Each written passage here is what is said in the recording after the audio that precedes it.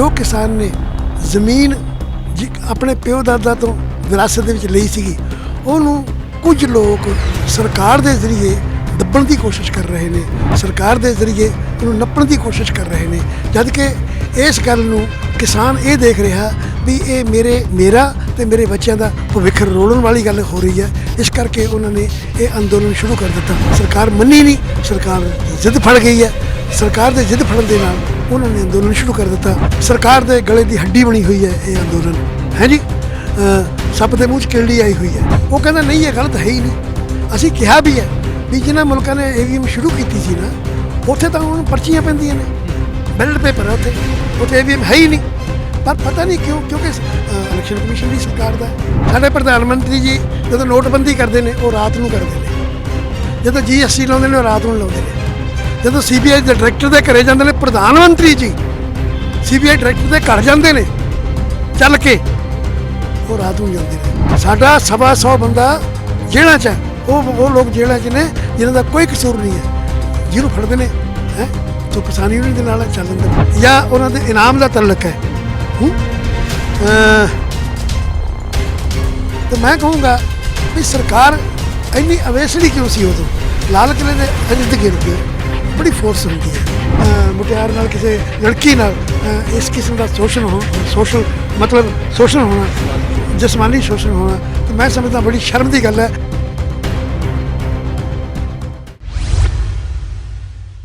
किसान अंदोलन जारी है। लगभग 80 दिन हो चुके हैं दिल्ली ਦੀਆਂ ਬਰੂਹਾਂ ਉੱਤੇ ਬੈਠਿਆਂ ਨੂੰ, ਕਿਸਾਨਾਂ ਨੂੰ। ਪਾਰਲੀਮੈਂਟ ਦੇ ਅੰਦਰ ਤੇ ਪਾਰਲੀਮੈਂਟ ਦੇ ਬਾਹਰ ਸਰਕਾਰ ਦੇ ਉੱਤੇ ਲਗਾਤਾਰ ਦਬਾਅ ਬਣਿਆ ਹੋਇਆ ਹੈ। ਦਿੱਲੀ ਦੀਆਂ ਬਰੂਹਾਂ ਉੱਤੇ ਵੱਡੀ ਗਿਣਤੀ ਵਿੱਚ ਕਿਸਾਨ ਬੈਠੇ ਹੋਏ ਨੇ ਤੇ ਇਧਰ ਪਾਰਲੀਮੈਂਟ ਦੇ ਅੰਦਰ ਵਿਰੋਧੀ ਧਿਰਾਂ ਨੇ ਕੇਂਦਰ ਸਰਕਾਰ ਨੂੰ ਘੇਰਿਆ ਹੋਇਆ ਹੈ। ਪੰਜਾਬੀਆਂ ਦੇ ਦਿਲਾਂ ਦੀ ਧੜਕਣ ਮੁਹੰਮਦ ਸਦੀਕ ਜੀ ਇਸ ਵੇਲੇ ਸਾਡੇ ਨਾਲ ਮੌਜੂਦ ਨੇ। ਉਹਨਾਂ ਨਾਲ ਗੱਲਬਾਤ ਕਰਾਂਗੇ। ਫਰੀਦਕੋਟ ਤੋਂ ਸੰਸਦ ਮੈਂਬਰ ਨੇ। तो सदीक साहब, सब तो पहला हमदर्द टीवी ते तुहाडा निੱਘਾ स्वागत है। धन्यवाद जी। मैं हमदर्द टीवी देखने वाले ते सुनने वाले सब तो पहला प्यार भरी सत श्री अकाल जी। सदीक साहब, मैं तुहाडे तो ये जानना चाहुंदा, ਜਦੋਂ ਤੁਸੀਂ ਗਾਉਂਦੇ ਸੀ ਤੁਹਾਨੂੰ ਉਦੋਂ ਵੀ ਲੋਕ ਬਹੁਤ ਪਸੰਦ ਕਰਦੇ ਸੀ। ਅੱਜ ਤੁਸੀਂ ਉਹਨਾਂ ਦੀ ਆਵਾਜ਼ ਬਣ ਕੇ ਪਾਰਲੀਮੈਂਟ ਦੇ ਅੰਦਰ ਆ ਗਏ ਹੋ। ਕਿਸਾਨੀ ਮੁੱਦੇ ਦੇ ਉੱਤੇ ਤੁਸੀਂ ਡਟ ਕੇ ਖੜੇ ਹੋ, ਵਿਰੋਧ ਕਰ ਰਹੇ ਹੋ ਤਿੰਨਾਂ ਖੇਤੀ ਕਾਨੂੰਨਾਂ ਦਾ। ਤੁਸੀਂ ਇੱਕ ਪ੍ਰਾਈਵੇਟ ਬਿੱਲ ਵੀ ਲੈ ਕੇ ਆ ਰਹੇ ਹੋ। ਕਿਵੇਂ ਦੇਖਦੇ ਹੋ ਇਸ ਅੰਦੋਲਨ ਨੂੰ ਤੇ ਖੇਤੀ ਕਾਨੂੰਨਾਂ ਨੂੰ? हाँ जी, सब तो पहला तो मैं ਉਹਨਾਂ ਪੰਜਾਬੀ ਭਰਾਵਾਂ ਦਾ, ਭੈਣਾਂ ਦਾ, ਬਜ਼ੁਰਗਾਂ ਦਾ ਧੰਨਵਾਦ ਕਰਦਾ ਜਿਨ੍ਹਾਂ ਨੇ ਮੈਨੂੰ ਇਸ ਹਿੰਦੁਸਤਾਨ ਦੀ ਵੱਡੀ ਪੰਚਾਇਤ ਵਿੱਚ ਪਹੁੰਚਾ ਦਿੱਤਾ। ਮੈਂ ਇਸ ਕਾਬਿਲ ਨਹੀਂ ਸੀਗਾ, ਲੇਕਿਨ ਉਹਨਾਂ ਦਾ ਪਿਆਰ ਮੈਨੂੰ ਐਸਾ ਮਿਲਿਆ। ਕੈਪਟਨ ਮਹਾਰਾਜਾ ਅਮਰਿੰਦਰ ਸਿੰਘ ਜੀ ਨੇ ਮੈਨੂੰ ਟਿਕਟ ਦਿੱਤੀ ਤੇ ਲੋਕਾਂ ਨੇ ਮੇਰੀ ਪਿੱਠ ਥਾਪੜ ਕੇ ਮੈਨੂੰ ਇੱਥੇ ਪਹੁੰਚਾਤਾ। ਦੂਜੀ ਰਹੀ ਗੱਲ ਕਿਸਾਨ ਅੰਦੋਲਨ ਦੀ, ਕਿਉਂਕਿ ਮੈਂ ਪੰਜਾਬੀ ਹਾਂ। ਮੈਂ ਖੁਦ ਵੀ ਖੇਤਾਂ 'ਚ ਕੰਮ ਕੀਤਾ ਹੈ ਬਚਪਨ ਦੇ ਵਿੱਚ, ਕਿ ਮੈਂ ਪੇਂਡੂ ਹਾਂ। बचपन च मैं काम किया खेतों के, मैं वाढी भी की है जी, मैं गोडी भी की है। मैं समझदा भी सप्पां दियां सिरियां मिध के जो किसान ने ਜ਼ਮੀਨ अपने प्यो दादा तो विरासत दे विच लई सीगी, उहनूं कुछ लोग सरकार के जरिए ਦੱਬਣ ਦੀ ਕੋਸ਼ਿਸ਼ ਕਰ ਰਹੇ ਨੇ, ਸਰਕਾਰ ਦੇ ਜ਼ਰੀਏ ਉਹਨੂੰ ਨੱਪਣ ਦੀ ਕੋਸ਼ਿਸ਼ ਕਰ ਰਹੇ ਨੇ, ਜਦ ਕਿ ਇਸ ਗੱਲ ਨੂੰ ਕਿਸਾਨ ਇਹ ਦੇਖ ਰਿਹਾ ਵੀ ਇਹ ਮੇਰਾ ਤੇ ਮੇਰੇ ਬੱਚਿਆਂ ਦਾ ਭਵਿੱਖ ਰੋਲਣ ਵਾਲੀ ਗੱਲ ਹੋ ਰਹੀ ਹੈ। ਇਸ ਕਰਕੇ ਉਹਨਾਂ ਨੇ ਇਹ ਅੰਦੋਲਨ ਸ਼ੁਰੂ ਕਰ ਦਿੱਤਾ। ਅੰਦੋਲਨ ਉਹਨਾਂ ਨੇ ਨਹੀਂ ਕਰਨਾ ਸੀਗਾ ਜੇ ਸਰਕਾਰ ਮੰਨ ਜਾਂਦੀ ਵੀ ਇਹ ਕਾਲੇ ਕਾਨੂੰਨ ਅਸੀਂ ਵਾਪਸ ਲੈਣੇ ਆ, ਪਰ ਸਰਕਾਰ ਮੰਨੀ ਨਹੀਂ। ਸਰਕਾਰ ਜ਼ਿੱਦ ਫੜ ਗਈ ਹੈ। ਸਰਕਾਰ ਦੇ ਜ਼ਿੱਦ ਫੜਨ ਦੇ ਨਾਲ ਉਹਨਾਂ ਨੇ ਅੰਦੋਲਨ ਸ਼ੁਰੂ ਕਰ ਦਿੱਤਾ। ਉਹਨਾਂ ਨੇ ਸ਼ੁਰੂ ਕੀਤਾ, सारा हिंदुस्तान किसान सारे नाल आ गया। मैं अकेला ही चला था 92 मंजिल, लोग मिलते गए और काफिला बनता गया। गल तो ये हुई है भी पंजाब हरियाणा आए सीगे पर सारा हिंदुस्तान बन गया। हुण सरकार दे गले की हड्डी बनी हुई है ये अंदोलन, है जी। सप दे मूँह च किरली आई हुई है, खांदा तो कोड़ी छड़े तो कलंकी। पर चाहिदा ये है, ये लोक राज है। लोक राज दे विच लोकां दी गल सुननी है जी, ये नेता का पहला काम है, नेता का पहला फर्ज है।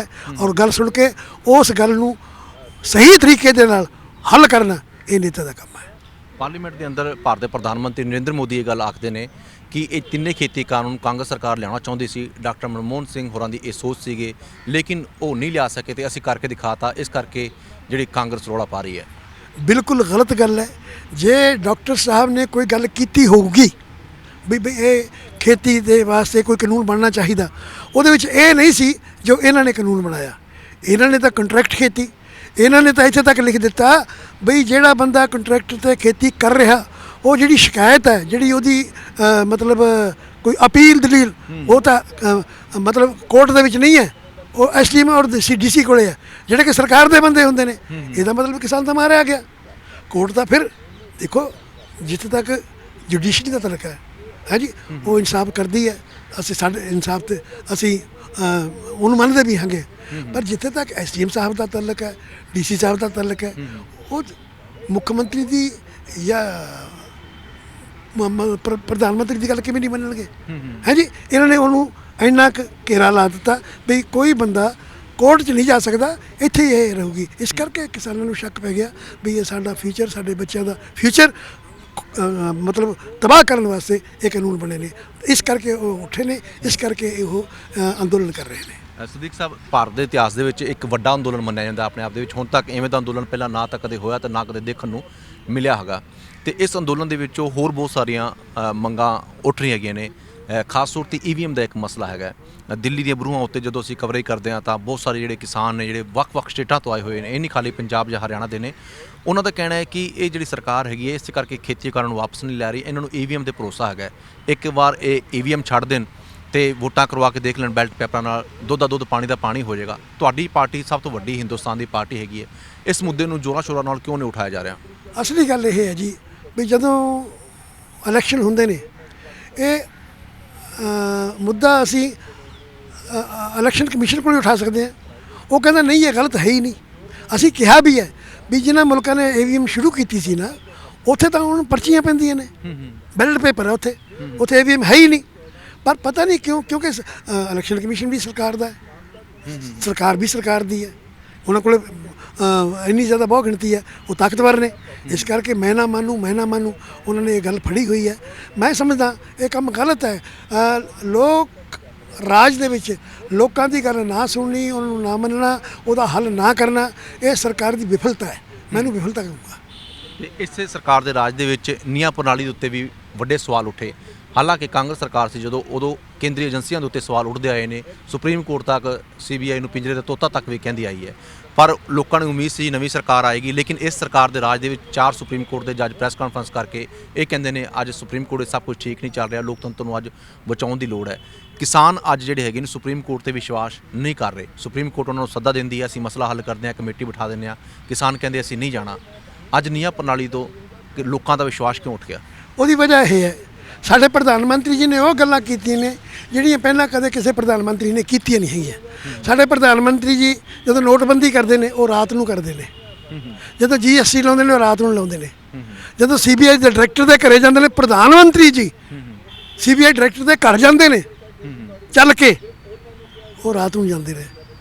ਜਦੋਂ ਇੱਕ ਨਿਆਂਪਾਲਿਕਾ ਦਾ ਇੱਕ ਜੱਜ ਨਿਆਂ ਕਰਦਾ, ਸਹੀ ਫੈਸਲਾ ਕਰਦਾ, ਉਹਦੀ ਰਾਤ ਨੂੰ ਬਦਲੀ ਕਰ ਦਿੰਦੇ ਨੇ ਪ੍ਰਧਾਨ ਮੰਤਰੀ ਜੀ। ਤੇ ਫਿਰ ਲੋਕੀ ਕਿਵੇਂ ਯਕੀਨ ਕਰਨਗੇ? ਤੁਸੀਂ ਆਪ ਦੱਸੋ, ਰਾਤ ਨੂੰ ਕੌਣ ਕੰਮ ਕਰਦਾ ਹੁੰਦਾ?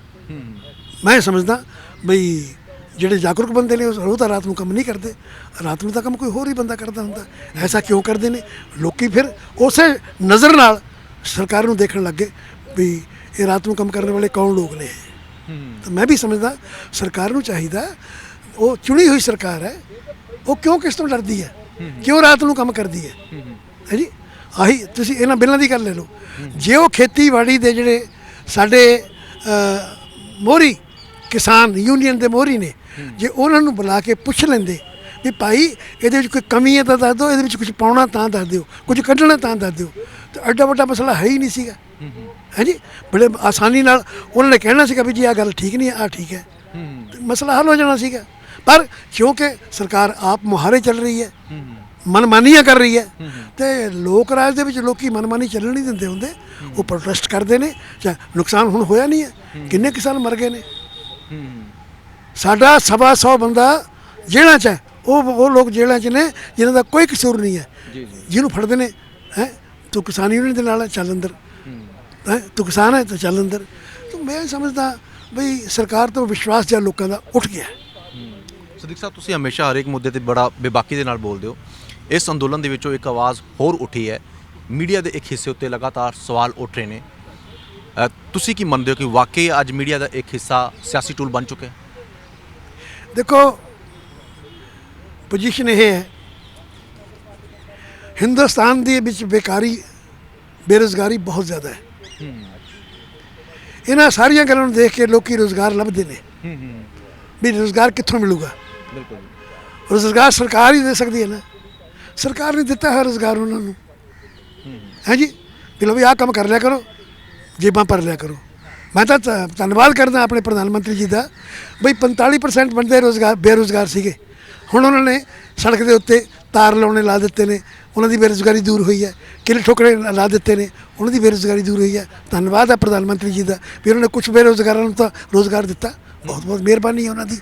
ਪਰ ਜੇ ਮੀਡੀਆ ਦੇ ਇੱਕ ਹਿੱਸੇ ਉੱਤੇ ਸਿਆਸਤ ਦਾ ਕਬਜ਼ਾ ਹੋ ਜਾਂਦਾ ਹੈ ਤਾਂ ਤੁਹਾਨੂੰ ਨਹੀਂ ਲੱਗਦਾ ਕਿ ਲੋਕਤੰਤਰ ਖਤਰੇ ਵਿੱਚ ਆ ਜਾਊਗਾ? ਲੋਕਤੰਤਰ ਖਤਰੇ 'ਚ ਹੈ ਹੀ। ਇਹ ਇਕੱਲਾ ਮੈਂ ਥੋੜ੍ਹੀ ਕਹਿ ਰਿਹਾ, ਹਿੰਦੁਸਤਾਨ ਦਾ ਇੱਕ ਬੱਚਾ ਕਹਿ ਰਿਹਾ ਹੈ ਵੀ ਲੋਕਤੰਤਰ ਨੂੰ ਖਤਰਾ ਹੈ। ਖਤਰਾ ਕੀ ਹੈ? ਸੰਵਿਧਾਨ 'ਤੇ ਬਹੁਤ ਐਸੀਆਂ ਗੱਲਾਂ ਹੋਈਆਂ ਨੇ। ਹੁਣ ਤੁਸੀਂ ਦੱਸੋ ਵੀ ਜਿਹੜੇ ਬਿੱਲ ਪਾਸ ਕੀਤੇ ਨੇ ਰਾਜ ਸਭਾ 'ਚ ਤਾਂ ਇਹਨਾਂ ਦੇ ਮੈਂਬਰ ਹੀ ਨਹੀਂ ਹੈਗੇ, ਇਹ ਪਾਸ ਕਿਵੇਂ ਹੋ ਗਏ? ਕਹਿੰਦੇ ਜੀ ਧੁਨੀ ਮਤ ਨਾਲ ਪਾਸ ਹੋਏ ਨੇ। ਧੁਨੀ ਤਾਂ ਹੈ ਹੀ ਨਹੀਂ ਸੀਗੀ, ਮਤ ਕਿੱਥੋਂ ਆ ਗਈ? ਜੇ ਧੁਨੀ ਹੋਊਗੀ ਤਾਂ ਹੀ ਮਤ ਬਣੂਗੀ ਨਾ, ਧੁਨੀ ਤਾਂ ਹੈ ਨਹੀਂ ਕਿਉਂਕਿ ਉਹਨਾਂ ਦੇ ਮੈਂਬਰ ਨਹੀਂ ਹੈਗੇ, ਤੇ ਮਤ ਕਿੱਥੋਂ ਆ ਗਈ? ਤੇ ਇਸ ਕਰਕੇ ਮੇਰੇ ਕਹਿਣ ਦਾ ਮਤਲਬ ਹੈ ਇਹ ਜ਼ਬਰਦਸਤੀ ਕਰ ਰਹੇ ਨੇ, ਧੱਕੇਸ਼ਾਹੀ ਕਰ ਰਹੇ ਨੇ। ਜਿਹੜੇ ਲੋਕ ਬਰਦਾਸ਼ਤ ਨਹੀਂ ਕਰਦੇ ਹੁੰਦੇ, ਲੋਕਾਂ ਦੀ ਆਵਾਜ਼ ਜਿਹੜੀ ਹੁੰਦੀ ਹੈ ਉਹ ਫਿਰ ਆਪ ਮੁਹਾਰੇ ਬਾਹਰ ਨਿਕਲਦੀ ਹੈ ਵੀ ਜੋ ਹੋ ਰਿਹਾ ਧੱਕਾ ਹੋ ਰਿਹਾ। ਇਹ ਅੰਦੋਲਨ ਜਿਹੜਾ ਹੈਗਾ ਆਉਣ ਵਾਲੇ ਸਮੇਂ ਦੇ ਵਿੱਚ ਇੱਕ ਇਤਿਹਾਸ ਬਣ ਜਾਊਗਾ ਤੇ ਆਉਣ ਵਾਲੀਆਂ ਪੀੜ੍ਹੀਆਂ ਵੀ ਪੜ੍ਹਿਆ ਕਰਨਗੀਆਂ। ਪਰ ਇਸ ਅੰਦੋਲਨ ਦੇ ਕਾਰਨ 26 ਜਨਵਰੀ 2021 ਨੂੰ ਘਟਨਾਕ੍ਰਮ ਵਾਪਰਦਾ ਲਾਲ ਕਿਲ੍ਹੇ ਦੇ ਉੱਤੇ। ਜੋ ਲਾਲ ਕਿਲ੍ਹੇ ਦੇ ਉੱਤੇ ਘਟਨਾਕ੍ਰਮ ਵਾਪਰਦਾ ਹੈ, ਤਿਰੰਗੇ ਦੇ ਨਾਲ ਨਿਸ਼ਾਨ ਸਾਹਿਬ ਚਲਾਏ ਜਾਂਦੇ ਨੇ, ਕਿਸਾਨੀ ਝੰਡਾ ਲਹਿਰਾਇਆ ਜਾਂਦਾ ਹੈ। ਉਸ ਤੋਂ ਬਾਅਦ ਇਸ ਮੁੱਦੇ ਨੂੰ ਤਿਰੰਗੇ ਦੇ ਅਪਮਾਨ ਦੇ ਨਾਲ ਜੋੜ ਕੇ ਇੱਕ ਰਾਸ਼ਟਰਵਾਦ ਦਾ ਮੁੱਦਾ ਵੀ ਬਣਾਇਆ ਜਾਂਦਾ ਹੈ। 26 ਜਨਵਰੀ ਦੇ ਘਟਨਾਕ੍ਰਮ ਨੂੰ ਤੁਸੀਂ ਕਿਸ ਨਜ਼ਰੀਏ ਨਾਲ ਦੇਖਦੇ ਹੋ? ਭਾਰਤ ਦੇ ਪ੍ਰਧਾਨ ਮੰਤਰੀ ਨਰਿੰਦਰ ਮੋਦੀ ਅੰਦਰ ਪਾਰਲੀਮੈਂਟ ਦੇ ਕਹਿੰਦੇ ਨੇ ਕਿ ਤਿਰੰਗੇ ਦੇ ਅਪਮਾਨ ਨਾਲ ਦੇਸ਼ ਦੁਖੀ ਹੈ। ਅਮਨ ਜੀ, ਇਸ ਗੱਲ ਨੂੰ ਤਾਂ ਮੈਂ ਸ਼ਰੇਆਮ ਕਹੂੰਗਾ ਵੀ ਜੋ ਕੁਛ ਉਹਨਾਂ ਲੋਕਾਂ ਨੇ ਕੀਤਾ, ਨੌਜਵਾਨਾਂ ਨੇ ਲਾਲ ਕਿਲ੍ਹੇ 'ਤੇ ਚੜ੍ਹ ਕੇ, ਉਹ ਨਿੰਦਨੀय, ਅੱਛਾ ਨਹੀਂ ਹੈ। ਲਾਲ ਕਿਲ੍ਹਾ ਇੱਕ ਇਤਿਹਾਸਿਕ ਸਾਡੀ ਧਰੋਹਰ ਹੈ। 26 ਜਨਵਰੀ ਸਾਡਾ ਇਤਿਹਾਸਿਕ ਦਿਨ ਹੈ। ਐਸੇ ਦਿਨ 'ਚ ਐਸੀ ਧਰੋਹਰ 'ਤੇ ਆਪ ਮੁਹਾਰੇ ਕੁਛ ਕਰਨਾ, ਮੈਂ ਸਮਝਦਾ ਉਹ ਨਿੰਦਾ ਦੇ ਕਾਬਿਲ ਹੈ, ਉਹ ਠੀਕ ਨਹੀਂ ਹੈ। ਤੁਸੀਂ ਜੁਝਾਰੂ ਹੋ, ਤੁਸੀਂ ਹਿੰਮਤੀ ਹੋ, ਤੁਸੀਂ ਹਿੰਮਤ ਰੱਖੋ, ਕਾਨੂੰਨ ਨੂੰ ਹੱਥ 'ਚ ਨਾ ਲਵੋ। ਐਸੀ ਗੱਲ ਨਾ ਕਰੋ ਜਿਹਦੇ ਨਾਲ ਕਿਸੇ ਦੇ ਦਿਲ ਨੂੰ ਠੇਸ ਪਹੁੰਚੇ, ਹੈ ਜੀ। ਔਰ ਜੇ ਇਸ ਗੱਲ ਨਾਲ ਬਹੁਤ ਸਾਰੇ ਕਿਉਂ ਸਾਰੇ ਹਿੰਦੁਸਤਾਨੀਆਂ ਦੇ ਮਨ ਨੂੰ ਠੇਸ ਪਹੁੰਚੀ ਹੈ। ਇਹਦੀ ਨਿੰਦਾ ਸਾਰੇ ਲੋਕ ਕਰਦੇ ਨੇ, ਮੈਂ ਵੀ ਉਹਨਾਂ ਲੋਕਾਂ ਵਿੱਚੋਂ ਹਾਂ ਕਿਉਂਕਿ ਮੈਂ ਲੋਕਾਂ ਦਾ ਨੁਮਾਇੰਦਾ ਹੈ ਜੀ। ਮੇਰੀ 16.5 ਲੱਖ ਵੋਟ ਹੈ ਜੀ, ਮੈਂ ਉਹਨਾਂ ਦਾ ਨੁਮਾਇੰਦਾ। ਅਤੇ ਜਦੋਂ ਲੋਕਾਂ ਤੋਂ ਸੁਣੀਦਾ ਉਹੀ ਕਹਿੰਦੇ ਨੇ ਵੀ ਜੀ ਜੋ ਹੋਇਆ ਗਲਤ ਹੋਇਆ ਹੈ ਜੀ। ਅਤੇ ਕੁਛ ਲੋਕ ਵਿੱਚੋਂ ਇਹ ਵੀ ਕਹਿ ਦਿੰਦੇ ਨੇ ਯਾਰ ਮੁੰਡੇ ਖੁੰਡੇ ਸੀਗੇ ਕਰ ਦਿੱਤਾ। ਪਰ ਨਹੀਂ, ਅਗਰ ਐਸਾ ਕਰਨਾ ਹੈ ਨਾ ਕਿਸੇ ਐਸੀ ਜਗ੍ਹਾ 'ਤੇ ਕਰੋ ਜੋ ਇਤਿਹਾਸਕ ਨਾ ਹੋਵੇ, ਕਿਸੇ ਐਸੀ ਜਗ੍ਹਾ ਐਸੇ ਦਿਨ ਕਰੋ ਜੋ ਇਤਿਹਾਸਕ ਨਾ ਹੋਵੇ। ਉਹ ਤਾਂ ਖੁਸ਼ੀਆਂ ਦਾ ਦਿਨ ਹੈ, ਉਸ ਦਿਨ ਸਾਡਾ ਸੰਵਿਧਾਨ ਬਣਿਆ ਸੀਗਾ ਹੈ ਜੀ। ਉਸ ਦਿਨ ਮੈਂ ਸਮਝਦਾ ਬਈ ਸਾਰੇ ਹਿੰਦੁਸਤਾਨ ਵਾਸਤੇ ਖੁਸ਼ੀ ਦਾ ਦਿਨ ਹੁੰਦਾ ਹੈ ਜੀ। ਤਾਂ ਉਸ ਦਿਨ ਕੋਈ ਐਸੀ ਗੱਲ ਕਰਨੀ ਵੀ ਲੋਕੀ ਸਾਰਾ ਕੁਝ ਭੁੱਲ ਕੇ ਤੁਹਾਡੇ ਵੱਲ ਦੇਖਣ ਲੱਗ ਜਾਣ ਔਰ ਉਹਨੂੰ ਬਰਦਾਸ਼ਤ ਨਾ ਕਰਨ, ਤਾਂ ਉਹ ਨਿੰਦਨੀय ਹੀ ਹੁੰਦਾ ਅਤੇ ਉਹਦੀ ਨਿੰਦਾ ਕਰਨੀ ਚਾਹੀਦੀ ਹੈ। ਇਸ ਅੰਦੋਲਨ ਦੇ ਵਿੱਚੋਂ ਇੱਕ ਚਿਹਰਾ ਉਭਰਿਆ ਦੀਪ ਸਿੱਧੂ। ਉਸ ਉੱਤੇ ਇਲਜ਼ਾਮ ਲੱਗਿਆ ਕਿ ਕਿਸਾਨਾਂ ਦੀ ਭੀੜ ਨੂੰ ਭੜਕਾ ਕੇ ਉਹ ਲਾਲ ਕਿਲ੍ਹੇ ਵੱਲ ਲੈ ਗਏ ਅਤੇ ਅੱਜ ਦਿੱਲੀ ਪੁਲਿਸ ਨੇ ਦੀਪ ਸਿੱਧੂ ਨੂੰ ਗ੍ਰਿਫਤਾਰ ਕਰ ਲਿਆ। 1 ਲੱਖ ਰੁਪਏ ਦਾ ਉਸ ਉੱਤੇ ਇਨਾਮ ਵੀ ਰੱਖਿਆ ਸੀਗਾ। ਤੁਸੀਂ ਇਸ ਅੰਦੋਲਨ ਦੇ ਵਿੱਚ ਦੀਪ ਸਿੱਧੂ ਦੀ ਕਾਰਗੁਜ਼ਾਰੀ ਨੂੰ ਕਿਵੇਂ ਦੇਖਦੇ ਹੋ? ਕਿਉਂਕਿ ਚੰਡੀਗੜ੍ਹ ਦੇ ਪ੍ਰੈਸ ਕਲੱਬ ਦੇ ਵਿੱਚ ਉਹਨਾਂ ਨੇ ਦਿੱਲੀ ਦੀ ਬਰੂਹਾਂ ਉੱਤੇ ਆਉਣ ਤੋਂ ਪਹਿਲਾਂ ਕਹਿ ਦਿੱਤਾ ਸੀਗਾ ਕਿ ਇੱਕ ਸਿਆਸੀ ਪਾਰਟੀ ਬਣਾਉਣ ਦੀ ਲੋੜ ਹੈ ਪੰਜਾਬ ਦੇ ਵਿੱਚ। ਦੀਪ ਸਿੱਧੂ ਜੀ ਜੇ ਕਹਿੰਦੇ ਨੇ ਵੀ ਸਿਆਸੀ ਪਾਰਟੀ ਬਣਾਉਣ ਦੀ ਲੋੜ ਹੈ ਤਾਂ ਬਣਾ ਲੈਣ, ਕੌਣ ਰੋਕਦਾ? ਇੱਕ ਪਾਰਟੀ ਥੋੜ੍ਹੀ ਹੈ ਇੱਥੇ, ਇਹ ਤਾਂ ਇੱਟ ਚੱਕੋ ਪਾਰਟੀ ਨਿਕਲ, ਬਲਕਿ ਇੱਕ ਇੱਟ 'ਤੇ ਕਈ ਪਾਰਟੀਆਂ ਬੈਠੀਆਂ ਨੇ। ਪਾਰਟੀ ਬਣਾਉਣ ਨੂੰ ਕੌਣ ਰੋਕਦਾ ਉਹਨਾਂ ਨੂੰ? ਚਲੋ ਉਹਨਾਂ ਨੇ ਪ੍ਰੈਸ ਕਾਨਫਰੰਸ ਕਰਕੇ ਕਿਹਾ ਪਾਰਟੀ ਬਣਾਉਣ ਦੀ ਲੋੜ ਹੈ, ਉਹਨਾਂ ਦੀ ਮਨਸ਼ਾ ਹੋਣੀ ਹੈ, ਬਣਾ ਲੈਣ। ਪਰ ਗੱਲ ਇਹ ਹੈ ਜਿੱਥੇ ਤੱਕ ਉਹਨਾਂ ਦੀ ਗ੍ਰਿਫਤਾਰੀ ਦਾ ਤਾਲੁਕ ਹੈ ਹਾਂਜੀ, ਜਾਂ ਉਹਨਾਂ ਦੇ ਇਨਾਮ ਦਾ ਤਾਲੁਕ ਹੈ, ਤਾਂ ਮੈਂ ਕਹੂੰਗਾ ਵੀ ਸਰਕਾਰ ਇੰਨੀ ਅਵੇਸਲੀ ਕਿਉਂ ਸੀ? ਉਦੋਂ ਲਾਲ ਕਿਲ੍ਹੇ ਦੇ ਇਰਦ ਗਿਰਦ ਬੜੀ ਫੋਰਸ ਹੁੰਦੀ ਹੈ। ਲਾਲ ਕਿਲ੍ਹਾ ਬਿਲਕੁਲ ਫੋਰਸ ਨਾਲ ਢਕਿਆ ਹੁੰਦਾ ਕਿਉਂਕਿ ਜਗ੍ਹਾ ਹੀ ਐਸੀ ਹੈ। ਉਸ ਦਿਨ ਕਿਉਂ ਨਹੀਂ ਸੀ? ਉਸ ਦਿਨ ਉਹਨਾਂ ਨੇ ਕਿਸੇ ਕਿਹਨੂੰ ਜਾਣ ਦਿੱਤਾ, ਕਿਉਂ ਜਾਣ ਦਿੱਤਾ? ਇਹਦਾ ਮਤਲਬ ਹੈ ਜਾਂ ਤਾਂ ਸਰਕਾਰ ਸੁੱਤੀ ਪਈ ਸੀ, ਜਾਂ ਇਹਨਾਂ ਦੀਆਂ ਜਿਹੜੀਆਂ ਗੁਪਤਚਰ ਏਜੰਸੀਆਂ ਨੇ ਉਹ ਸੁੱਤੇ ਪਏ ਸੀ, ਜਾਂ ਫਿਰ ਕੋਈ ਮਿਲੀ ਭਗਤ ਹੋ ਸਕਦੀ ਹੈ। ਹੋਰ ਤਾਂ ਕੋਈ ਗੱਲ ਹੀ ਨਹੀਂ ਹੈ। ਸਦੀਕ ਸਾਹਿਬ, ਮੈਂ ਵੀ ਲਾਲ ਕਿਲ੍ਹੇ ਦੀ ਕਵਰੇਜ ਕੀਤੀ ਉਸ ਦਿਨ। ਵੱਡੀ ਗਿਣਤੀ ਵਿੱਚ ਪੁਲਿਸ ਬਲ ਤੈਨਾਤ ਸਨ ਉੱਥੇ, ਹਾਂਜੀ। ਤੇ ਇੰਨੀ ਵੱਡੀ ਗਿਣਤੀ ਵਿੱਚ ਤੈਨਾਤ ਸਨ, ਉਹਨਾਂ ਨੇ ਉੱਥੇ ਲਾਠੀ ਚਾਰਜ ਵੀ ਕੀਤਾ ਸੀਗਾ ਕਿਸਾਨਾਂ ਤੇ। ਉਸ ਤੋਂ ਬਾਅਦ ਕਿਸਾਨਾਂ ਨੇ ਨਾਲ ਵੀ ਉਹਨਾਂ ਦੀ ਸਾਰੀ ਵਾਰਦਾਤ ਵਾਪਰੀ ਸੀ। ਤੇ ਇਸ ਵਿਚਾਲੇ ਤੁਹਾਨੂੰ ਕੋਈ ਸ਼ੰਕਾ ਲੱਗਦਾ ਹੈ, ਸਾਜ਼ਿਸ਼ ਲੱਗਦੀ ਹੈ ਕੋਈ, ਕਿ ਤੁਹਾਨੂੰ ਕੀ ਲੱਗਦਾ ਕਿ ਚਾਣਚੱਕ ਕੀ ਇਹ ਜਿਹੜੀ ਘਟਨਾ ਹੈਗੀ ਹੈ ਲਾਲ ਕਿਲ੍ਹੇ ਤੇ ਵਾਪਰ ਗਈ? ਅਮਨ ਜੀ, ਮੈਂ ਲਾਲ ਕਿਲ੍ਹੇ ਦੇ ਜਿੰਨੇ ਫੰਕਸ਼ਨ ਹੁੰਦੇ ਨੇ 26 ਜਨਵਰੀ ਨੂੰ, ਮੈਂ ਤਕਰੀਬਨ ਆਪਣੀ ਹੋਸ਼ 'ਚ 60 ਵਾਰੀ ਦੇਖ ਚੁੱਕਿਆ। ਕਦੇ ਐਸੀ ਘਟਨਾ ਨਹੀਂ ਘਟੀ। ਜੇ ਵਾਕਈ ਪੁਲਿਸ ਉੱਤੇ ਸੀਗੀ ਤਾਂ ਕੋਈ ਬੰਦਾ ਲੱਤਾਂ 'ਚ ਨਿਕਲ ਕੇ ਉਹ ਪਹੁੰਚ ਕਿਵੇਂ ਗਿਆ? ਕੀ ਗੱਲ ਕੀ ਸੀ? ਐਸਾ ਕੀ ਸੀਗਾ? ਜੇ ਕੋਈ ਬੰਦਾ ਜ਼ਬਰਦਸਤੀ ਕਰਦਾ ਸੀਗਾ ਤੇ ਫੋਰਸ ਜਿਹੜੀ ਖੜੀ ਸੀ ਉਹਨੂੰ ਰੋਕ ਸਕਦੇ ਸੀਗੇ। ਵਜ੍ਹਾ ਕੀ ਹੈ? ਮੈਂ ਨਹੀਂ ਸਮਝ ਸਕਦਾ ਵੀ ਇਹ ਕਿਉਂ ਹੋਇਆ ਔਰ ਕੈਸੇ ਹੋਇਆ। ਨਹੀਂ, ਪੰਜਾਬੀਆਂ ਨੇ ਡੰਡਾ ਤਾਂ ਉੱਤੇ ਖੜਕਾਇਆ, ਮੈਂ ਵੀ ਖੜਾ ਸੀਗਾ, ਨਿਹੰਗ ਸਿੰਘਾਂ ਦੀ ਫੌਜਾਂ ਨੇ ਵੀ ਖੜਕਾਇਆ ਉੱਥੇ। ਤੇ ਹਾਲਾ ਪਹਿਲਾਂ ਪੁਲਿਸ ਨੇ ਲਾਠੀ ਚਾਰਜ ਕੀਤਾ ਸੀਗਾ, ਉਸ ਤੋਂ ਬਾਅਦ ਸਾਰਾ ਕੁਝ ਉੱਥੇ ਮਾਮਲਾ ਵਿਗੜਿਆ ਹੈਗਾ। ਪੁਲਿਸ ਨੇ ਇੱਕ ਵਾਰ ਰੋਕਿਆ ਵੀ ਸੀਗਾ, ਅੱਛਾ, ਲੇਕਿਨ ਉਸ ਤੋਂ ਬਾਅਦ ਜਿਹੜਾ ਘਟਨਾਕ੍ਰਮ ਦੇਖਣ ਨੂੰ ਮਿਲਿਆ ਸੀ, ਜਦੋਂ ਕਿਸਾਨ ਆਮੋ ਸਾਹਮਣੇ ਹੋ ਗਏ, ਜਵਾਨ ਤੇ ਕਿਸਾਨ ਆਮੋ ਸਾਹਮਣੇ ਹੋਏ, ਤੇ ਉਸ ਤੋਂ ਬਾਅਦ ਲੇਕਿਨ ਜਦੋਂ ਦੀਪ ਸਿੱਧੂ ਉਸ ਟਾਈਮ ਤੱਕ ਥੱਲੇ ਨਿਕਲ ਗਿਆ ਸੀਗਾ। ਤੇ ਕਹਿਣ ਦਾ ਮਤਲਬ ਕਿ ਤੁਹਾਨੂੰ ਕੀ ਲੱਗਦਾ ਕਿ ਜਿਵੇਂ ਬਹੁਤ ਸਾਰੇ ਲੋਕ ਇਹ ਕਹਿੰਦੇ ਨੇ ਕਿ ਇਸ ਪਿੱਛੇ ਦੀਪ ਸਿੱਧੂ ਏਜੰਸੀਆਂ ਨਾਲ ਮਿਲਿਆ ਹੋ ਸਕਦਾ ਹੈ, ਜਾਂ RSS ਦਾ ਬੰਦਾ, BJP ਦਾ ਬੰਦਾ ਹੈ, ਲੇਕਿਨ ਕਈ ਨੌਜਵਾਨ ਦੀਪ ਸਿੱਧੂ ਦੇ ਹੱਕ ਦੇ ਵਿੱਚ ਵੀ ਖੜੇ ਨੇ, ਕਹਿੰਦੇ ਨਹੀਂ ਉਹ ਬੰਦਾ ਠੀਕ ਹੈਗਾ, ਪੰਜਾਬ ਦੇ ਹੱਕਾਂ ਦੀ ਗੱਲ ਕਰਦਾ ਹੈ। ਤੁਹਾਡਾ ਕੀ ਮੰਨਣਾ ਇਸ ਬਾਰੇ? ਦੇਖੋ, ਮੈਂ ਸਮਝਦਾ ਜੋ ਬੰਦੇ ਪੰਜਾਬ ਦੇ ਹੱਕ ਦੀ ਗੱਲ ਕਰਦੇ ਨੇ ਅਸੀਂ ਉਹਨਾਂ ਦੇ ਨਾਲ ਹੈ, ਸਾਡੀ ਹਮਦਰਦੀ ਉਹਨਾਂ ਨਾਲ ਹੈ, ਸਾਡੀ ਸੋਚ ਉਹਨਾਂ ਦੇ ਨਾਲ ਹੈ। ਪਰ ਜੇ ਉਹ ਕਾਨੂੰਨ ਨੂੰ ਹੱਥ 'ਚ ਲੈ ਕੇ ਕਰਦੇ ਨੇ ਫਿਰ ਫਿਰ ਗਲਤ ਕੰਮ ਹੈ, ਫਿਰ ਗਲਤ ਕੰਮ ਹੈ। ਹਾਂ, ਜੇ ਉਹ ਪੰਜਾਬ ਦੇ ਹੱਕ 'ਚ ਨੇ, ਉਹ ਸਾਨੂੰ ਕਹਿਣ ਕਿੱਥੇ ਜਾਣਾ, ਅਸੀਂ ਉਹਨਾਂ ਦੇ ਨਾਲ ਹੈ। ਸਾਨੂੰ ਕਹਿਣ ਧੁੱਪੇ ਖੜਨਾ, ਧੁੱਪੇ ਖੜ ਜਾਣਗੇ। ਸਾਨੂੰ ਕਹਿਣ ਕੀ ਮਤਲਬ ਜੇਲ੍ਹ 'ਚ ਜਾਣਾ, ਅਸੀਂ ਜੇਲ੍ਹ 'ਚ ਜਾਣ ਨੂੰ ਤਿਆਰ ਹੈ, ਕਿਉਂਕਿ ਉਹ ਪੰਜਾਬ ਦੇ ਹੱਕ 'ਚ ਨੇ। ਪਰ ਜੇ ਕਾਨੂੰਨ ਨੂੰ ਹੱਥ 'ਚ ਲੈ ਕੇ ਕੁਝ ਕਰਨਗੇ ਫਿਰ ਅਸੀਂ ਪਿੱਛੇ। ਸਦੀਕ ਸਾਹਿਬ, ਇਸ ਅੰਦੋਲਨ 26 ਜਨਵਰੀ ਦੇ ਘਟਨਾਕ੍ਰਮ ਤੋਂ ਬਾਅਦ ਬਹੁਤ ਸਾਰੇ ਪੰਜਾਬ ਦੇ ਜਿਹੜੇ ਨੌਜਵਾਨ ਸੀ, ਹੋਰ ਸਟੇਟਾਂ ਦੇ ਨੌਜਵਾਨ ਪੁਲਿਸ ਨੇ ਚੱਕ ਲਿੱਤੇ। ਕੋਈ ਅਤਾ ਪਤਾ ਨਹੀਂ ਲੱਗ ਰਿਹਾ ਕਿਹੜੇ ਕਿਸਾਨਾਂ ਦੇ ਪੁੱਤ ਕਿਹੜੀ ਜੇਲ੍ਹਾਂ ਦੇ ਵਿੱਚ ਬੰਦ ਹੈਗੇ ਨੇ। ਇੱਕ ਨੌਦੀਪ ਨਾਂ ਦੀ ਕੁੜੀ ਹੈਗੀ ਸੀ, ਕੁੰਡਲੀ ਬਾਰਡਰ ਤੋਂ 12 ਜਨਵਰੀ ਨੂੰ ਪੁਲਿਸ ਨੇ ਚੱਕਿਆ, ਹਰਿਆਣਾ ਪੁਲਿਸ ਨੇ। ਉਸ ਤੋਂ ਬਾਅਦ ਖਬਰਾਂ ਇਹ ਆਈਆਂ ਕਿ ਜੇਲ੍ਹ ਦੇ ਅੰਦਰ, ਥਾਣਿਆਂ ਦੇ ਅੰਦਰ ਉਸ ਦਾ ਜਿਸਮਾਨੀ ਸ਼ੋਸ਼ਣ ਹੋਇਆ, ਉਸ ਨਾਲ ਬੜੀ ਬੁਰੀ ਤਰ੍ਹਾਂ ਮਾਰਕੁੱਟ ਹੋਈ ਹੈ। 12 ਜਨਵਰੀ ਹੋ ਗਈ ਤੇ ਅੱਜ ਦਾ ਤੁਸੀਂ ਦੇਖ ਲਓ, ਫਰਵਰੀ ਮਹੀਨਾ ਅੱਗੇ ਚੜ੍ਹ ਗਿਆ, ਹਾਲੇ ਤੱਕ ਉਹ ਲੜਕੀ ਦੀ ਹਾਲੇ ਗ੍ਰਿਫਤਾਰੀ ਹੈਗੀ ਹੈ, ਰਿਹਾਈ ਨਹੀਂ ਹੋਈ। ਕਿਵੇਂ ਦੇਖਦੇ ਹੋ ਇਸ ਮਸਲੇ ਨੂੰ? ਕਾਂਗਰਸ ਇਸ ਮੁੱਦੇ ਉੱਤੇ ਕੀ ਕੁਝ ਕਰਨ ਵਾਲੀ ਹੈ? ਬੜੇ ਸ਼ਰਮ ਦੀ ਗੱਲ ਹੈ, ਸਾਡੇ ਉਸ ਮੁਲਕ 'ਚ ਜਿੱਥੇ ਰਿਸ਼ੀ ਮੁਨੀ ਅਵਤਾਰ ਸੰਤ ਮਹਾਤਮਾ ਹੈ ਜੀ, ਫਕੀਰ ਸੰਤ ਫਕੀਰ ਜਿੱਥੇ ਅਵਤਾਰ ਹੋਏ ਨੇ, ਜਿੱਥੇ ਸੰਤਾਂ ਨੇ ਜਨਮ ਲਿਆ, ਜਿੱਥੇ ਜਿਹੜੀ ਧਰਤੀ ਚੱਪੇ ਚੱਪੇ ਦੇ ਵਿੱਚ ਜਿੱਥੇ ਸੰਤ ਫਕੀਰ ਬੈਠੇ ਨੇ, ਉੱਥੇ ਇਸ ਕਿਸਮ ਦਾ ਕਿਸੇ ਮੁਟਿਆਰ ਨਾਲ, ਕਿਸੇ ਲੜਕੀ ਨਾਲ ਇਸ ਕਿਸਮ ਦਾ ਸ਼ੋਸ਼ਣ ਹੋਣਾ, ਜਿਸਮਾਨੀ ਸ਼ੋਸ਼ਣ ਹੋਣਾ, ਤੇ ਮੈਂ ਸਮਝਦਾ ਬੜੀ ਸ਼ਰਮ ਦੀ ਗੱਲ ਹੈ। ਕਮ ਸੇ ਕਮ ਉਸ ਹਿੰਦੁਸਤਾਨ ਵਾਸਤੇ ਜਿਹੜਾ ਰਿਸ਼ੀ ਮੁਨੀਆਂ ਦਾ ਦੇਸ਼ ਕਹਾਉਂਦਾ, ਇਹ ਬਹੁਤ ਸ਼ਰਮ ਦੀ ਗੱਲ ਹੈ। ਹਾਂ, ਜਿੱਥੇ ਤੱਕ ਉਹਦੀ ਰਿਹਾਈ ਦਾ ਤਾਲੁਕ ਹੈ ਤਾਂ ਕਾਂਗਰਸ ਕੋਸ਼ਿਸ਼ ਕਰਾਂਗੇ ਅਸੀਂ ਬਈ ਉਸ ਬੀਬੀ ਨੂੰ ਅਸੀਂ ਛੇਤੀ ਤੋਂ ਛੇਤੀ ਜੇਲ੍ਹ 'ਚੋਂ ਰਿਹਾ ਕਰਕੇ ਉਹਦਾ ਹਾਲ ਚਾਲ ਪੁੱਛੀਏ, ਉਹਦੇ ਪਰਿਵਾਰ ਨੂੰ ਢਾਸ ਦਈਏ, ਉਹਦੀ ਮਦਦ ਕਰੀਏ। ਕਿਉਂ ਮੈਨੂੰ ਇਹ ਨਹੀਂ ਸਮਝ ਆਈ ਵੀ ਇਸ ਲੜਕੀ ਨੂੰ ਕਿਉਂ ਫੜਿਆ ਗਿਆ, ਮੈਂ ਇਸ ਗੱਲ ਦਾ ਪਤਾ ਨਹੀਂ, ਮੈਨੂੰ ਨਹੀਂ ਪਤਾ ਲੱਗਿਆ, ਕਿਉਂਕਿ ਉਹ ਮਜ਼ਦੂਰਾਂ ਦੇ ਹੱਕ ਵਿੱਚ ਆਵਾਜ਼ ਉਠਾਉਂਦੀ ਹੋਈ ਲੜਕੀ, ਸਮਾਜਿਕ ਕਾਰਕੁਨ ਹੈਗੀ ਲੜਕੀ, ਤੇ ਕੁੰਡਲੀ ਬਾਰਡਰ ਤੇ ਕਿਸਾਨ ਅੰਦੋਲਨ ਦਾ ਸਮਰਥਨ ਕਰਨ ਆਈ ਸੀ। ਫਿਰ ਇਹ ਸਰਕਾਰ ਤਾਂ ਕਿਸਾਨ ਔਰ ਮਜ਼ਦੂਰ ਦੇ ਖਿਲਾਫ ਹੀ ਹੈ। ਉਹ ਤਾਂ ਫਿਰ ਚਲੋ, ਉਹ ਤਾਂ ਲੱਗ ਗਿਆ ਪਤਾ ਨਾ ਵੀ ਜਿਹੜਾ ਮਜ਼ਦੂਰ ਦੇ ਹੱਕ 'ਚ ਬੋਲੂਗਾ ਉਹਨੂੰ ਫੜਿਆ ਜਾਊਗਾ। ਪਰ ਮੈਂ ਸਮਝਦਾ ਕਿਸੇ ਲੜਕੀ ਨੂੰ ਬੇਇੱਜ਼ਤ ਕਰਨਾ ਹੈ ਜੀ, ਬਹੁਤ ਸ਼ਰਮਸਾਰ ਗੱਲ ਹੈ। ਕਮ ਸੇ ਕਮ ਸਾਡੇ ਮੁਲਕ ਵਾਸਤੇ, ਇਹ ਸਾਡਾ ਮੁਲਕ ਜਿਹੜਾ ਦੇਖਿਓ ਨਿੱਕੀ ਜਿਹੀ ਗੱਲ ਹੈ। ਅਸੀਂ ਲੋਕ ਨਾਰੀ ਜਾਤੀ ਦੀ ਇੰਨੀ ਇੱਜ਼ਤ ਕਰਦੇ ਹਾਂ ਔਰ ਕਰਨੀ ਚਾਹੀਦੀ ਵੀ ਹੈ। ਅਸੀਂ ਜੇ ਦੇਵਤਿਆਂ ਦਾ ਨਾਮ ਲਈਏ, ਸੀਤਾ ਰਾਮ, ਪਹਿਲਾਂ ਸੀਤਾ ਜੀ ਦਾ ਨਾਮ ਆਉਂਦਾ, ਫਿਰ ਰਾਮ ਜੀ ਦਾ ਆਉਂਦਾ। ਰਾਧੇ ਸ਼ਾਮ, ਪਹਿਲਾਂ ਰਾਧਾ ਜੀ ਦਾ ਨਾਮ ਆਉਂਦਾ, ਫਿਰ ਸ਼ਾਮ ਜੀ ਦਾ ਨਾਮ ਆਉਂਦਾ, ਹਾਂਜੀ। ਓਮ ਸ਼ਿਵ, ਪਹਿਲਾਂ ਪਾਰਵਤੀ ਜੀ ਦਾ ਨਾਮ ਆਉਂਦਾ, ਫਿਰ ਸ਼ਿਵ ਜੀ ਦਾ ਨਾਮ ਆਉਂਦਾ। ਮਤਲਬ ਇਹ ਐਸਾ ਮੁਲਕ ਹੈ, ਇਸ ਮੁਲਕ ਦੇ ਵਿੱਚ ਕਿਸੇ ਕੰਨਿਆ ਦੀ ਬੇਇੱਜ਼ਤੀ ਕਰਨੀ, ਉਹਦਾ ਸਰੀਰਕ ਸ਼ੋਸ਼ਣ ਕਰਨਾ, ਤਾਂ ਮੈਂ ਸਮਝਦਾ ਇਹਦੂ ਵੱਡੀ ਸ਼ਰਮ ਵਾਲੀ ਕੀ ਗੱਲ ਹੋ ਸਕਦੀ ਹੈ। ਸਦੀਕ ਸਾਹਿਬ, ਤੁਸੀਂ ਹੁਣੇ ਕਿਹਾ ਕਿ ਨੌਜਵਾਨਾਂ ਨੂੰ ਕਾਨੂੰਨ ਜਿਹੜਾ ਹੈਗਾ ਆਪਣੇ ਹੱਥ ਦੇ ਵਿੱਚ ਨਹੀਂ ਲੈਣਾ ਚਾਹੀਦਾ। ਥਾਣਿਆਂ ਦੇ ਵਿੱਚ ਜਾਂਦੇ ਹਾਂ, ਇਨਸਾਫ ਨਹੀਂ ਮਿਲਦਾ, ਅਦਾਲਤਾਂ ਵਿੱਚ ਜਾਂਦੇ ਹਾਂ, ਇਨਸਾਫ ਨਹੀਂ ਮਿਲਦਾ, ਬਿਊਰੋਕ੍ਰੇਸੀ ਹੱਥ ਪੱਲਾ ਨਹੀਂ ਫੜਾਉਂਦੀ। ਰਿਸ਼ਵਤ ਬਹੁਤ ਜ਼ਿਆਦਾ ਲੈਂਦੇ ਨੇ, ਸਭ ਨੂੰ ਪਤਾ ਹੈਗਾ। ਤੇ ਜਦੋਂ ਗੁੱਸੇ ਵਿੱਚ ਆ ਕੇ ਨੌਜਵਾਨ ਇਦਾਂ ਦਾ ਕਦਮ ਚੁੱਕ ਲੈਂਦੇ ਨੇ, ਉਸ ਤੋਂ ਬਾਅਦ ਤੁਸੀਂ ਵੀ ਕਹਿੰਦੇ ਹੋ ਕਿ ਨਹੀਂ, ਕਾਨੂੰਨ ਹੱਥ ਵਿੱਚ ਨਹੀਂ ਲੈਣਾ ਚਾਹੀਦਾ।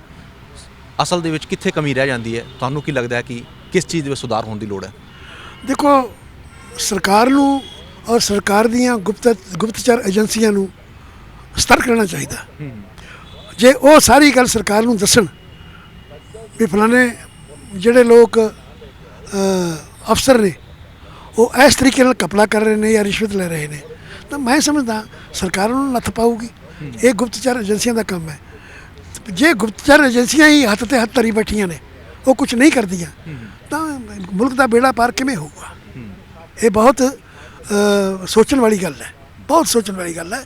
ਇਹ ਗੁਪਤਚਰ ਏਜੰਸੀਆਂ ਦਾ ਕੰਮ ਹੁੰਦਾ ਵੀ ਉਹ ਦੇਖਣ ਵੀ ਸਾਡੇ ਮੁਲਕ ਦੇ ਉੱਤੋਂ ਚਿੜੀ ਕਿੱਥੋਂ ਲੰਘੀ ਹੈ, ਕੀੜੀ ਕਿੱਥੇ ਤੁਰੀ ਜਾਂਦੀ ਹੈ।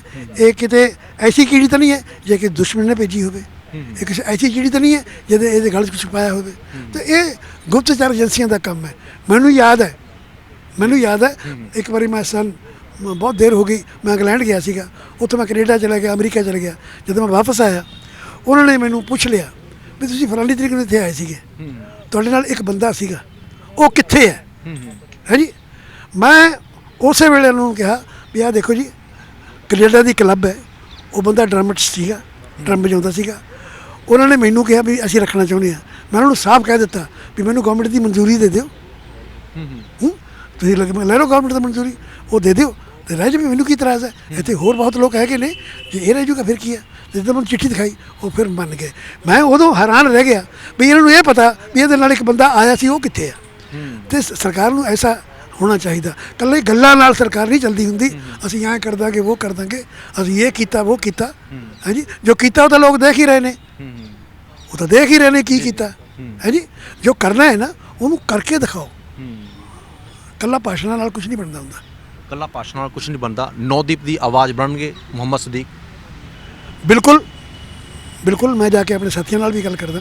ਹੈ ਜੀ, ਤੇ ਉਸ ਲੜਕੀ ਵਾਸਤੇ ਅਸੀਂ ਪੂਰੀ ਕੋਸ਼ਿਸ਼ ਕਰਾਂਗੇ। ਮੇਰਾ ਅਖੀਰਲਾ ਸਵਾਲ, ਕੀ ਵੱਡਾ ਕਾਰਨ ਮੰਨਦੇ ਹੋ ਕਿ ਕੇਂਦਰ ਸਰਕਾਰ ਜਿਹੜੀ ਹੈਗੀ ਹੈ, ਇੰਨਾ ਵੱਡਾ ਅੰਦੋਲਨ ਚੱਲਣ ਦੇ ਬਾਵਜੂਦ, 200 ਤੋਂ ਵੱਧ ਕਿਸਾਨ ਸ਼ਹੀਦ ਹੋਣ ਦੇ ਬਾਵਜੂਦ, ਕਈ ਨੌਜਵਾਨ ਕਿਸਾਨਾਂ ਦੇ ਪੁੱਤ ਜੇਲ੍ਹਾਂ ਦੇ ਵਿੱਚ ਡੱਕੇ ਜਾਣ ਦੇ ਬਾਵਜੂਦ, ਤੇ ਕਈ ਜਿਹੜੀਆਂ ਕੁੜੀਆਂ ਇੱਥੇ ਅੰਦੋਲਨ ਦਾ ਸਮਰਥਨ ਕਰਨ ਆਈਆਂ ਸੀ, ਉਹਨਾਂ ਉੱਤੇ ਤਸ਼ੱਦਦ ਆਇਆ ਗਿਆ, ਜਿਸਮਾਨੀ ਸ਼ੋਸ਼ਣ ਹੋਣ ਦੇ ਬਾਵਜੂਦ ਵੀ ਹਾਲੇ ਤੱਕ ਇਹ ਜਿਹੜੇ ਖੇਤੀ ਕਾਨੂੰਨ ਹੈਗੇ ਨੇ ਵਾਪਸ ਕਿਉਂ ਨਹੀਂ ਲੈ ਰਹੀ? ਕਿੱਥੇ ਤੁਹਾਨੂੰ ਲੱਗਦਾ ਹੈ ਕਿ ਕਮਜ਼ੋਰ ਪੈ ਰਹੀ ਹੈ ਸਰਕਾਰ? ਉਹਦੇ ਵਿੱਚ ਸਰਕਾਰ ਦੀ ਕੋਈ ਮਜਬੂਰੀ ਹੋ ਸਕਦੀ ਹੈ। ਹੋ ਸਕਦਾ ਜੇ ਜਿਨ੍ਹਾਂ ਵਾਸਤੇ ਕਾਨੂੰਨ ਬਣਾਏ ਗਏ ਨੇ ਉਹਨਾਂ ਨੂੰ ਕੁਝ ਲਿਖ ਕੇ ਦੇ ਦਿੱਤਾ ਹੋਵੇ ਸਰਕਾਰ ਨੇ। ਹੋ ਸਕਦਾ ਉਹਨਾਂ ਨੇ ਸਰਕਾਰ ਦੇ ਸਿਰ 'ਚ ਕੁਝ ਪਾ ਦਿੱਤਾ ਹੋਵੇ। ਉਹ ਲੋਕ ਕੀ ਅਬਾਨੀ ਤੇ ਅਡਾਨੀ ਨੇ ਜਾਂ ਕੋਈ ਹੋਰ ਨੇ? ਦੇਖੋ, ਇਹ ਸਰਕਾਰ ਜਾਣਦੀ ਹੈ। ਮੈਂ ਕਿਸੇ ਨੂੰ ਕੁਝ ਲੈਂਦੇ ਦਿੰਦੇ ਦੇਖਿਆ ਨਹੀਂ ਹੈ, ਪਰ ਸਰਕਾਰ, ਸਾਨੂੰ ਇੰਨਾ ਪਤਾ ਹੈ ਵੀ ਕਿਹੜਾ ਬੰਦਾ ਸਰਕਾਰ ਵਾਸਤੇ ਕੀ ਕਰ ਰਿਹਾ, ਸਰਕਾਰ ਕਿਵੇਂ ਬਣ ਰਹੀ ਹੈ, ਕੌਣ ਬਣਾ ਰਿਹਾ, ਇੰਨੀ ਗੱਲ ਤਾਂ ਪਤਾ ਹੈ। ਇਕੱਲਾ ਮੈਨੂੰ ਨਹੀਂ, ਸਾਰੇ ਹਿੰਦੁਸਤਾਨ ਦੇ ਲੋਕਾਂ ਨੂੰ ਪਤਾ ਹੈ।